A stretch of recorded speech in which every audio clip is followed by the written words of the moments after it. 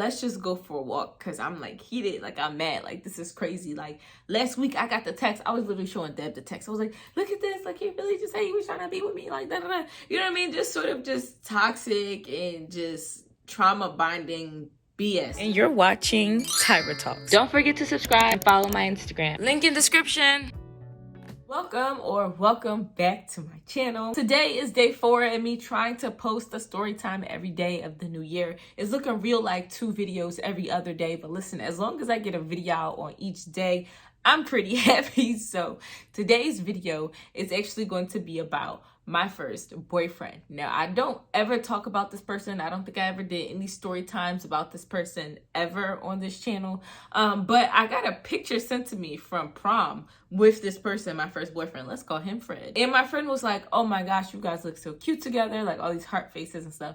And I expressed to my friend, he's actually, he makes YouTube videos, so he's Kirit. He was like, yeah, you guys look so good together.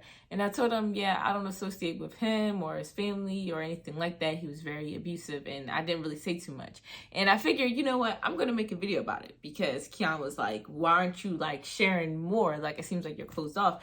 And I figured I would just share, because I think probably a lot of people have a similar story, or maybe you're mixed up in something like this right now and you don't even know. And like, I got notes. Okay, so I'm ready. So boom, I leave public school and I start going to this charter school. And in order to get to this charter school, I got to take the bus, the public transportation bus. So I'm riding with, you know, adults who just got to get to wherever they got to go. But I'm largely riding with a bunch of kids because they all go to the same school. And we sort of get collected along the way, you know, on the bus route. Now, on this bus route, I ended up meeting this girl. Let's call her Deborah, Deb for short. And she was so cute, like so nice, so pretty. She was like a grade below me or something like that. Either way, we became really good friends, and I would get on the bus before her in the mornings. We would get on the bus together in the afternoons and talk, and like she was really cool. And going to that school, it was a lot better than the public school because it actually separated kids by ability. So the class I was in was with kids who were of similar learning abilities as I. That said, I ended up meeting someone, let's call him Fred, and he was really sweet, really witty, very smart, and I was just enamored because I thought he was also very attractive. Turns out that he also rides the same bus to and from home as me, and Deborah, of course. But turns out he and Deborah are brother and sister, and it sort of just all worked out, if you will, because now knowing, okay, this girl that I'm cool with, that I like, is also related to this guy that's super cute that I'm trying to get cool with, and you know, that I hope likes me. And it just goes from there. I would ride the bus with them both in the morning, ride the bus with them both in the afternoons, and then eventually after school sometimes I would go over to the house, and it was always so much fun because their mom was like never there because she worked, and it was so much fun. We would play cards, spades specifically. They taught me how to play. There were always so many people there. I mean, in their family alone, it was 2 boys and 2 girls, so there was 4 kids, and then one of the girls also had her own kids, and then also everybody had friends, and their friends were also always over there. So the house was just always full of life, just so many people. Like, growing up as someone who didn't grow up with my mom, didn't grow up close with my mom's family or anything like that, being attached to these people, you know, my friend, this guy that I like, and they had this beautiful bustling world of people and community. It was like, oh my gosh, like I feel like I'm a part of something again. Like, this is so great. Like, I very much enjoyed it. It was a lot of messiness and such, but like, I loved it. I loved being around there. It was like New York in that house. Like, no one ever slept. I just absolutely loved her and him and the whole situation. And as time progressed, Fred and I started dating, and Deb and I, you know, we became really, really good friends. I mean, talking on the phone all the time. If I'm not talking to Deb on the phone, I'm talking to Fred on the phone. Like, we're just the best of friends. But I'm dating Fred, so, you know, we're even close. So that means, you know, I'm sitting on his lap and we kiss each other. Ooh. Something else about going to his house and being around all these people that I really enjoyed was it really exposed me to a different lifestyle of things, because growing up with just my dad and I, and then going to schools that are far away, and I gotta take these long bus rides, like, I don't know any of these kids personally, like the schools that I went to previously. So being able to like actually be able to go to somebody's house, this is dope. Them having older siblings, I mean, all their older siblings, you know what I mean? They're smoking weed, they're out here drinking, like, they're just doing whatever they want to do, just, I mean, having sex, like, people are gay, people are bi, like, it's a whole new world at this house. That said, being a lot of people, there can be a lot of drama as well, and also lots of storytelling as well, right? And so I learned a lot about Fred. Apparently, he was very violent. I would hear stories about, you know, him and his brother fighting and him fighting all of his friends. Like, all of his friends that he was friends with, apparently all of them had gotten into a fight at some point. And I thought that was pretty crazy. I'm like, how are you guys all friends, but you guys all fought? And they're just like, yeah, like we just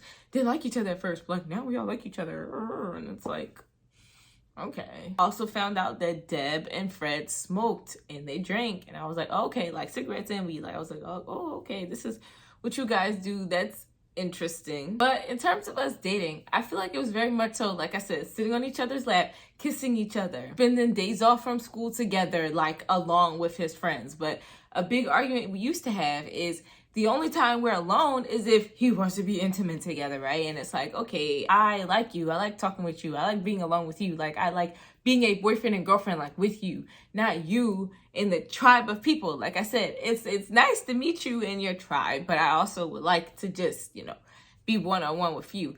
But that really didn't happen. It wasn't until we had sex together and I thought I was pregnant that I was like, you know what? I just don't even want to talk to you anymore because we have the same old arguments. I don't want to smoke. I don't want to drink. You're always hanging out with your friends. And obviously, I think that I'm pregnant. And if we can't even agree on just fundamental things, I mean, even your attendance with school, because he had this whole tendency to just skip school, like we were just not on the same page. So it's like, you know what? I'm just going to deal with this myself. And if I'm pregnant, I'm just going to deal with this myself. And I just like stopped talking to him. That was it. Like, you just gone, fade away, transition. So about a year later, I'm sure I'm not pregnant, right? Because this is a year later. Mind you, I was still friends with Deb, right? Deb and I are still cool. We still talk on the phone all the time. Therefore, sometimes I'm still going over to his house. So therefore, I'm still sort of seeing him. And like a year later, it was like, okay, like I've seen you around. Like I said, I know I'm not pregnant. Like you've been nice. You looking cute or whatever. You know what I mean? I feel like maybe we should just get back together. And so it began. We ended up dating again. But dating again is really just, if we're alone, it's because we're being intimate. Otherwise, it's just me being around you and your friends, and him and his friends is, you know, they're smoking together, they're playing the game together, like a whole bunch of stuff that I don't personally partake in. Like I said, we would play cards, but like here and there. Usually it's we're going to watch this anime or whatever. So it was just constant arguments. And around this time too was a big issue with other girls, largely because in that year that we didn't talk, apparently he was out here, you know what I mean, like sleeping with people, spreading his oats and stuff like that. And I guess, you know, once he got a little, you know, taste of the girls, then he was just out here for and with the girls. But it's frustrating because how you gonna tell me you want to be monogamous, you just want to be together with me, but you're also out here sleeping with these girls, entertaining these girls, and then I'm asking you, are you doing these things? And you're saying no. But I'm reading your messages, so I know that you're lying. And at one point, I literally just told him, like, hey, I went through your phone. I saw the messages with the girls. I know that you've been, you know what I mean, going and seeing them. I just don't want to be with you anymore. Like, I'm done with this. And like I said, this is like a year later. So I guess you could say it's sort of the same problems as before, as him, like, you know, not really wanting to spend time with me, and like, you know, the smoking and the drinking, but also now introducing other girls because now he's been like, you know, all the way with, you know what I mean, other people. And it's now knowing like, oh, I'm an attractive young guy, you know what I mean? I can get who I want, but you know what I mean? I can still have you. And it's also like a lot of his friends like wasn't shit. Like for real. Like they were not good people. They're very much so encouraging you to go ahead and do some old crazy stuff and just, you know what I mean? Like not your girl. They're very on that. That's like the whole culture. That's like the whole brand. And like I said, I didn't want any parts of that. So I just stopped talking to him. I just cut it off. Wow, we're done. Or so I thought, because after I told him, you know what I mean, I went through your phone, we're done, he was like, hey, I want to just talk to you. Like, can I just come over to your house and like we talk in person and just like sort this out? And I'm like, okay, I mean, sure. Like, I don't have anything against, you know what I mean, doing it face to face. I mean, I wasn't initially down for it because I just feel like I broke up with you. I already told you why. Like, there's no need to talk. But I was like, you know, I'm trying to be mature. You know what I mean? You're a teenager. You want to be mature and handle things like an adult. When, in hindsight, handling things like an adult is breaking up with somebody and just blocking them. That is handling things like an adult, if you ask me. But anyways, I invited him over. My house is empty. This is like before school. He comes over. And I'm like sitting down on this beanbag and he's in front of me, like leaning on this TV. And he's like, you know, like, so yeah, like, I just don't understand. He has his phone in his hand. He was like, I just don't understand. Like, why are you breaking up with me? Like, I just feel like everything was going really well. Like, we really had things sorted out. I just really feel like things are going well. Like, what's going on? And I was like, you cheated on me. And he's like, no, I didn't. Like, why do you keep saying that? I was like, I read the text in your phone. the texts were in your phone. Like, I read them. Like, you cheated on me. I'm aware. Like, I saw them. And he got so mad, threw the phone like this close to my face, y'all. Like, I would have had an eye taken out had it like hit me. So I start screaming, just like freaking out. And essentially, he's trying to restrain me. I'm hyperventilating. He gets scared, goes to get me a cup of water because, like, I'm like, whilst he's away, I literally grab my phone, message his mom on Facebook Messenger, like, hey, your son is crazy. Like, I broke up with him. He asked to talk to me. And now, like, I'm trapped in my house at this point because at one point he had me, like, pinned against the wall. So this whole emotional, like, abusive, scary, like, situation is going on. I'm like, what, like 14 years old, and this thing is happening, and I'm just freaking out. But luckily his mom had like ran over there, and where he was like holding me and telling me to calm down is right where my front door was. So his mom is like, Fred, calm down. Like, I'm here. You know, we can leave quietly. Let her go. She's a nice girl. Da da da da. And Fred is like hitting the wall next to me, like, you called her. Like, you betrayed me. I can't believe you called her. Like, freaking out, y'all, like spazzing, stepping out. Like I said, I'm like 14, and I'm just like, oh my gosh, like so scared. But luckily, he just grabs his stuff, opens the door, and just like leaves. And so the mom is chatting with me, and she's just like,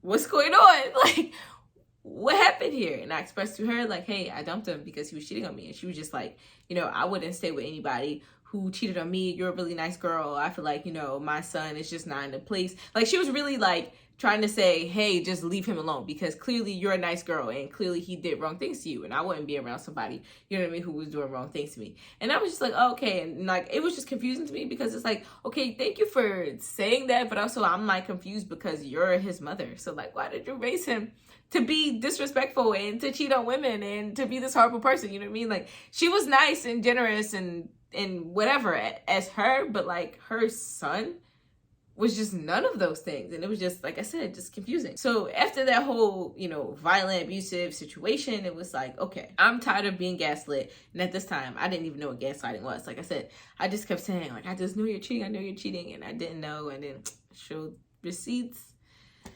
Now people want to get physical, but as time passed, it was very much a on again, off again, on again, off again situation. And the reason why we would end up getting on again is because I'm friends with Deb.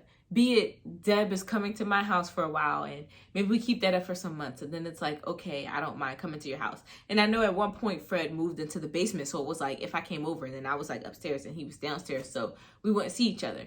But then sometimes he would make it a point to like come upstairs and see me, and like he was being nice. And then I know specifically after this time when we started talking again, he was so different. Like, he essentially collapsed in my arms, just crying and shaking and hyperventilating because he just couldn't believe that like he put his hands on me. He was just so sorry. He was like, I would never do something like that again. Da, da, da. And that's sort of why it was like we were just on again, off again, on again, off again. And the off again would come because he was still talking to other girls. He ended up giving me an STD. He was gaslighting me. He would constantly disappear. It was too much. But at the end of the day, if you've watched any of my videos about my life, you know, again, that school video, like, I got kicked out. And that's what really pushed me back together with him and his family. And at this point, I'm 17 years old now. And that really pushed me back to his family, because throughout all this time that I'm dealing with, you know, things with my own family in my own house, I'm also dealing with this boyfriend who is acting like this. But at the same time, he's the only thing that's consistent. You know what I mean? My friendship with Deb is the only thing that's consistent.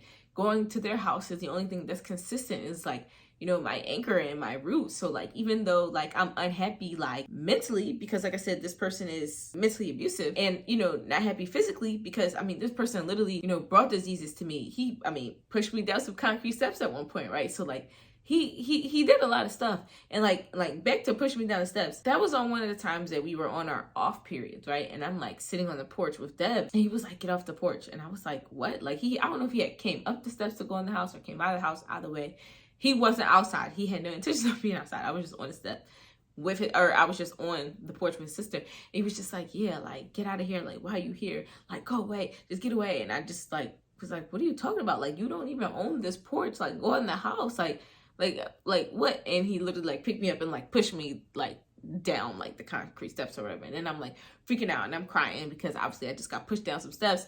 And then like his sisters like walked with me to the park, and they both sort of confided in me like, you know, he's pushed me before. I mean, we've got to physical altercations before, and it was just really freaky to hear about him being violent to his sisters and like violent to his mom. And obviously I had already heard, you know, some years ago about him being violent to his friends and violent to his brother, but it was just crazy to hear it about, you know, the women in his life as well. And it's like, this man is like out of his freaking mind. And like also during these times of like the on again, off again things, like sometimes if he was going off, they would call me. Like after this point, after this moment with the whole park thing, if he was acting crazy, they would call me and they would be like, hey, you know, he's acting crazy. Can you call him? Can you talk to him? Can you come here? You know, calm him down or whatever.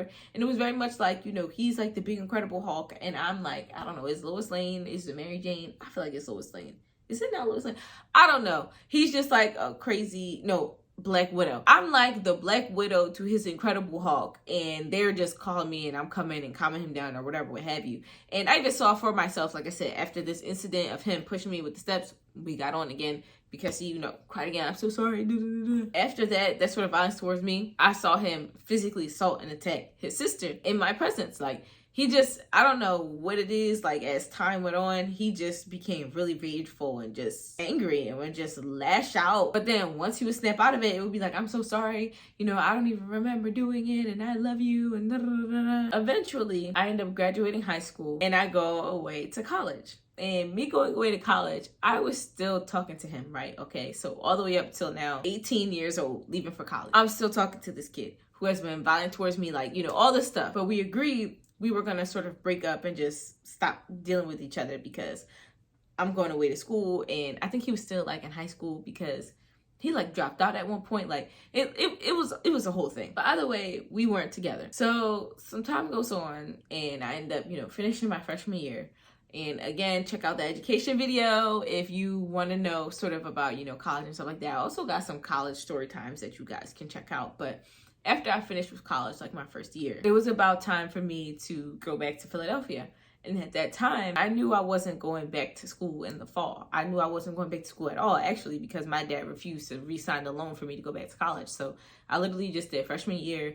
I came home sometime for breaks. So, I would sort of like be around, but like not really. Like I said, I was like away at college doing my thing. It wasn't really until like the summertime that I was like back. And leading up to me coming back, like Fred was texting me, I miss you, I love you, I want to be with you. Like when you come back, like we need to date and be together and da da da da. So I end up coming back. I end up going to visit. And wouldn't you know, he's in the basement with one of the girls who, as I mentioned, cheating was a big issue over the years. He's chilling in the basement with like the main girl that every time he was cheating, it was like with this girl. He's sitting in the basement with her and he has on like this watch that she bought for him and they're just like chilling, like cuddled up. Mind you, like I didn't let him know that I was coming. So this is their scoop-de-doop. Like they was, you know what I mean? This is their thing. So I just sort of, that's how I figured out about the watch and that they hang out and that they chill, because I sat down there and asked questions. But after finding that stuff out, I just went upstairs and I was just like, you know what? It's whatever. It's fine. And I had said to Deb, let's just go for a walk, because I'm like heated. Like I'm mad. Like this is crazy. Like last week I got the text. I was literally showing Deb the text. I was like, look at this. Like he really just said he was trying to be with me. Like da da da. You know what I mean? Just sort of just toxic and just trauma binding BS, you know what I mean? So we go for a little walkie walk and then we come to the house and he's sitting out there with the girl. She's eating some ice cream. And I just come up and I sit down and I'm like, what is going on? Like, why is she still here? Like, I'm confused because, like I said, you were just telling me last week you love me, you want to be with me. I already came downstairs and made my presence known. Like, why is this girl here? And like this girl out of all the girls, like what is going on? And he was just like, go in the house, like stop talking to her. And I was like, what are you talking about? Like, no, I'm going to do what I want. Then again, he just starts to get violent, grabs me by my hair, drags me into the house, yells at me, starts like shoving me, I don't know, just blacking out and acting like a fool. So I just start crying. I can't stop crying. I text my aunt who I'm living with at the time. She comes, she picks me up. I express to her sort of everything that I've expressed to you up until this point. And Honestly, I got a horrific response. She told me I'm stupid. This is all my fault. This was avoidable. I knew all of this stuff all this time. Yet I still had him at her house around her child. And just, all of a sudden just came about me being a terrible, stupid person, even though I'm 19 years old. I share a deep bond with this person because I met them when I was so young. And, the whole thing. So it was just crazy that, my aunt, the person that I called to sort of rescue me from this crazy, scary, dangerous night, is just sort of blaming me for everything. So at this point, I just feel like my life is sort of like even more over because I can't go back to school. My boyfriend, has moved on, and my boyfriend has moved on, and obviously is just not, this is the third time he put his hands on me. So clearly he's just not going to stop being abusive. This is just his thing. He's clearly not going to stop. You know what I mean? Over the years, it's just been the same things, the same arguments, just the same thing. So it's clearly nothing good is going to happen. So at that point, I talked with Deb about it. I was like, okay, I'm going to press charges. Time goes by. After that night, I'm still living with my aunt, but at this point I had filed for an order of protection against him. I got it granted for 2 weeks, but then I had to go to court. When it came to going to court, there was no one that knew about it other than the aunt that I was with, and she didn't want to come with me. And again, you already know her true feelings about how she felt about me, putting myself in that situation. So didn't really want her to go either. But lucky for me, there was someone who was in my life that I was talking to, and, they didn't mind coming with me. So he came with me. And once you go down to the courthouse and right before you go inside, they have a room that they keep you in. And I don't feel like he was a security guard. I don't know who he was, but he was some guy who worked at the courthouse, and he was sort of what's your case? Why are you here? And I expressed everything that I said to you guys to him. And he was like, I'm gonna tell you right now, you don't have a case. You could just walk out the door and it would be fine. But, he didn't put you in a hospital or anything like that. So, there's nothing, the judge isn't gonna do anything for you. And even if you had a lawyer, I feel like it would sort of be a waste of money. Unless you have threatening voicemails or text messages. Mind you, he did send me threatening voicemails and text messages and stuff, but I was deleting them because they were scarring to see. And once I filed this PFA, obviously he got served. So all of his friends and his family started posting all kinds of harassing messages about and to me online, calling me a steak, making poetry about me being a horrible person and, trying to ruin their family and take down a black man and blah, blah, blah. So it was just this whole emotionally drenching thing. So to have to essentially go alone, other than with this guy who's nice enough to come with me, and to have not even the judge, but the walking liaison tell me you don't have a case, you should hang it up. It was wow, okay. But he was right. Once I went inside of the courthouse, the judge was sitting there. He sort of asked me what's going on, said he sort of reviewed the case. He asked me did I have a lawyer, because Fred had a lawyer. He had his mom. He had his whole family, his friends, everybody who was a witness to any time he put his hands on me, everybody was on his side and willing to testify that he never did any of these things. All of them were willing to testify that he was a nonviolent person and a super nice person. And it was just crazy because, like I said, not only were you violent towards me, every time it was in front of other people, number one. Number two, I've watched you be violent to the very people that are willing to testify that you've never been violent. And that was just crazy. And I just, that was really, really, really, really hard. But after that, the judge said he'll give me some time to get a lawyer. I tried to get a lawyer. Nobody would take my case because essentially I hadn't been beaten up bad enough. I needed pictures again of me being, slaughtered, concussed. I needed to have gone to the hospital. I need, again, those threatening text messages, those threatening phone calls, all of those things. I needed all that in order to prove that, all this stuff that I've said to you is factual. And because I didn't have anything like that, no one could take my case, no one could help me, sort of try and move away and stay away from this person. And it's how am I supposed to do that? You got money for me to just move away? That's number one. But luckily, like I said, I was living with my aunt at the time. So, I was no longer living just around the corner anymore. So I was making a trip to physically go and see them. So, at that point it was all right, all those people are dead to me. And I ended up joining the Army National Guard. And once I got out of the Guard, I ended up leaving to go and live in the suburbs. So it was like, I really just skedaddled after that situation. But honestly, that situation caused a whole lot of negative mental issues for me, especially like going into a panic and anxiety and like not being able to move. Like being anxious is like, okay, that's sort of a natural body response, but literally being in a panic where like, you know, like everything is going numb and I can't move, and like seeing people that even look like people in his family or people that even sort of resemble him, like hearing ringing in my ears and just like feeling crippled, like just it was really, really, really, really bad. All these intense feelings of maybe running into him really lasted until I left for the military. But even still, turns out he joined the military and he was supposed to get stationed at the same place that I was at. So I always had this fear too, even when I was away, that like, is he going to be somewhere like around? Like, is he going to try and get me? Like, it was very, very scary. This all happened 5 years ago, and I still have dreams about these people sometimes, and it freaks me out. And they look just exactly like they did years ago. You know what I mean? Like the same face, like they talk the same. The house is the same. Like it just, those people give me the chills. But that girl who, like I said, the longtime side piece, who watched me, you know, get grabbed by my hair and all that, she actually hit me up a couple years ago asking me to testify for her because she wanted to get a PFA.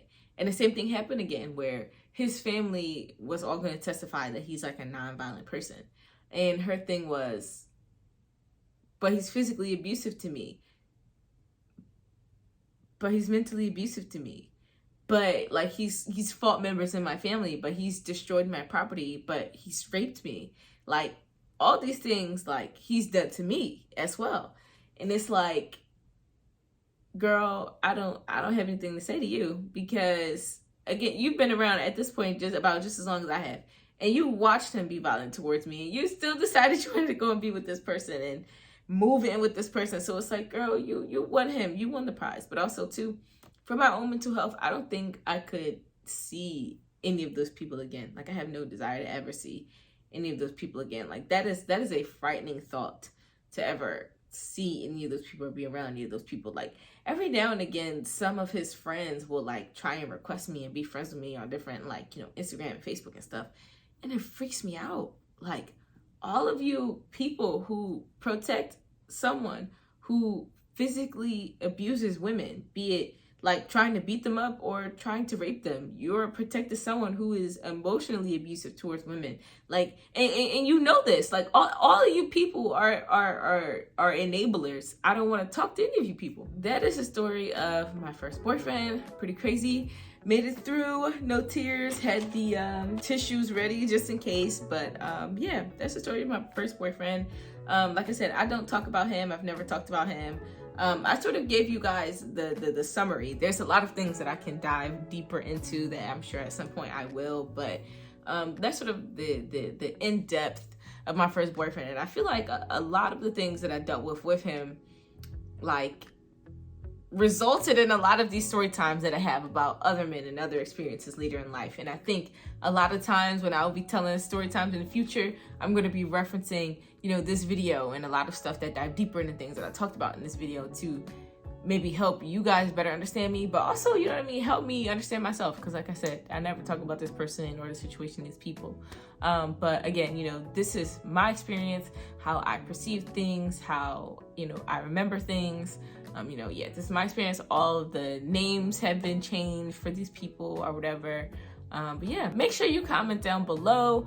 You can comment down below any questions you might have. You can comment down below, you know, if this is helpful to you, if you know, notice anything that maybe you experienced in a past relationship reflected in this story that I told. You know, share this video with someone who you think might enjoy it, who you think this might help. And until next time, click on any of these videos on the screen because they're all great too.